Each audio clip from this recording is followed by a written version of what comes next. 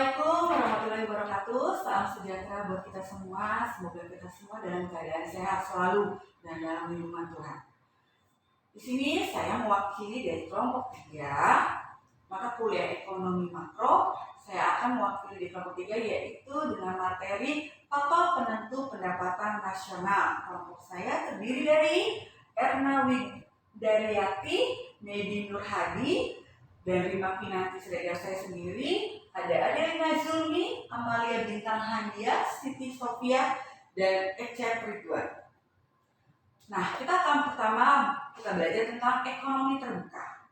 Pengertian ekonomi terbuka adalah perekonomian yang melibatkan diri dalam perdagangan internasional atau ekspor dan impor barang dan jasa, serta modal dengan negara-negara lain. Yaitu pada sistem ekonomi yang terbuka terdapat kemungkinan dari produsen untuk melakukan kegiatan ekspor barang dan jasa dan produk dagangan dengan tujuan pasar-pasar di negara lain, atau sebaliknya melakukan kegiatan impor atas bahan mentah dan bahan penolong serta mesin atau barang jadi dari luar negeri. Nah, perekonomian terbuka pengeluaran agregat meliputi 5 jenis pengeluaran atau disebut agregat expenditure, yaitu yang pertama pengeluaran konsumsi rumah tangga ke atas barang-barang yang dihasilkan di dalam negeri. Yang kedua, investasi perusahaan untuk menambah kapasitas sektor perusahaan menghasilkan barang dan jasa. Yang ketiga, pengeluaran pemerintah ke atas barang dan jasa yang diperoleh dari dalam negeri. Ekspor, yaitu pembelian negara lain ke atas barang-barang buatan perusahaan-perusahaan di dalam negeri. Yang kelima, barang impor yaitu barang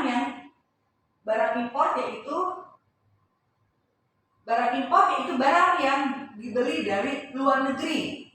Di sini ada rumusnya yaitu pengeluaran agregat kita sebut AE, di mana AE sama dengan CDM plus I plus G plus X plus M.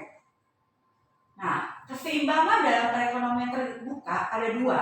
Kita pelajari yaitu apabila misalkan perekonomian tersebut terdiri dari 3 sektor, maka keseimbangan pendapatan nasional yaitu Y sama dengan C plus I plus G. Apabila perekonomian ini berubah menjadi perekonomian terbuka, akan timbul 2 aliran pengeluaran baru, yaitu sektor ekspor dan impor, di mana ekspor akan menambah pengeluaran agregat, di mana kala impor akan mengurangi pengeluaran agregat.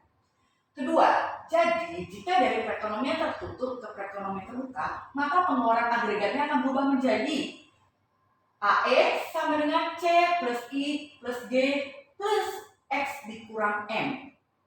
Nah, ini adalah gambar arus perputaran pendapatan dalam perekonomian 4 sektor.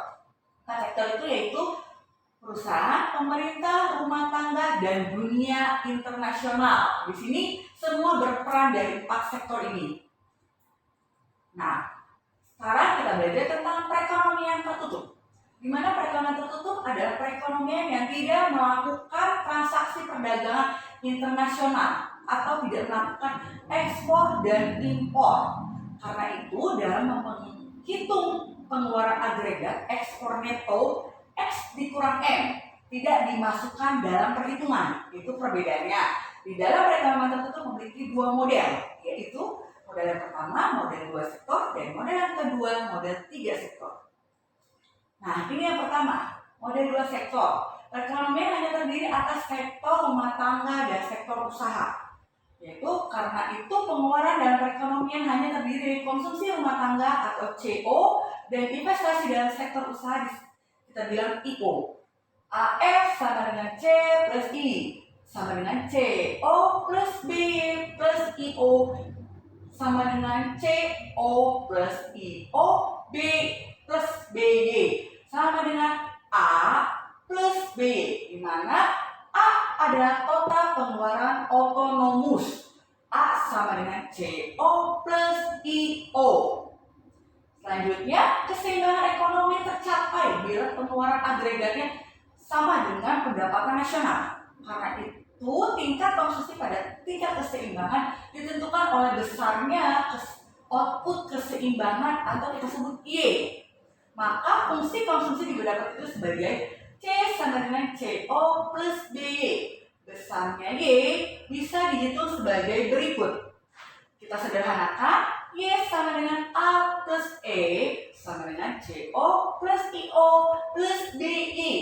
Jadi sama dengan A plus BY, di mana Y dikurangi BY sama dengan A.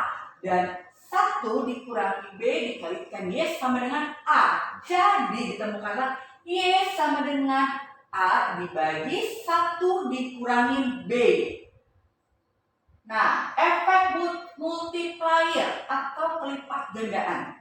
Efek multiplier adalah koefisien atau angka yang dapat menjelaskan besarnya tambahan pendapatan nasional sebagai akibat adanya tambahan-tambahan variabel-variabel tertentu dalam perekonomian atau perubahan pengeluaran otonomus menyebabkan penambahan dan pengurangan Y, atau setiap perubahan 1 unit pengeluaran otonomus akan menyebabkan perubahan pada Y sebanyak 5 kali lipat atau delta Y, atau disebut delta A sama dengan 5.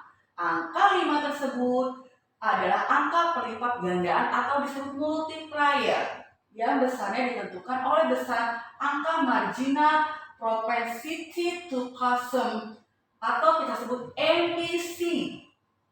Nah, model 3 sektor, contohnya di sini model keseimbangan tertutup atau model 3 sektor memasukkan sektor pemerintah yang diwakili pengeluaran pemerintah yang kita sebut G, di mana pengeluaran agregatnya menjadi AE sama dengan C plus I plus D, C sama dengan CO plus BY plus IO plus DO. Jadi sama dengan A plus B.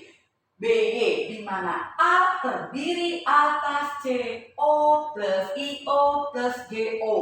Output keseimbangan dapat dihitung juga dengan menyamakan G dan AE. Maka model 2 sektor dikembangkan dengan menambahkan fungsi pengeluaran pemerintah. Contoh soal yaitu pengeluaran pemerintah adalah G sama dengan 300 dan C sama dengan 100 plus O plus 0,8 Y, yaitu dikali I sama dengan 200. Maka pengeluaran agregatnya menjadi dengan rumus AE sama dengan C plus I plus D sama dengan 100 plus 0,8 Y plus 200 plus 300. Jadi totalnya ditemukan yaitu 600 plus 0,8 Y, di mana Y sama dengan AE sama dengan 600, yaitu Y dikurangi 0,8 sama dengan 100. Jadi ditemukanlah 0,2 Y sama dengan 600. Jadi Y adalah 3000. Pada tingkat keseimbangan besarnya C 100 plus 0,8 dikali 3000 sama dengan 2500. Jadi IO sama dengan 200 dan GO sama dengan 300. Nah, ini kita belajar dampak perubahan dari pengeluaran pemerintah. Apa dampaknya?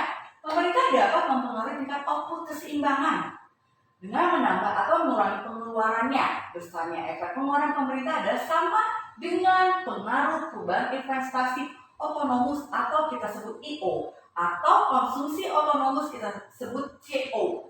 Sehingga dampak perubahan pengeluaran pemerintah terhadap perekonomian dapat ditulis sebagai berikut dengan rumus delta Y sama dengan delta GO dikurangi 1 dibagi 1 dikurangi B. Nah, contoh soal pengeluaran otonomus pemerintah bertambah sebesar 100 sehingga GO sama dengan 400. Maka pengeluaran agregatnya menjadi AE sama dengan C plus I plus G sama dengan 100 plus 0,8 Y plus 200 plus 400. Totalnya jadi 700 plus 0,8 Y atau sama dengan Y kali 1 sama dengan 0,8 Y dikali 1.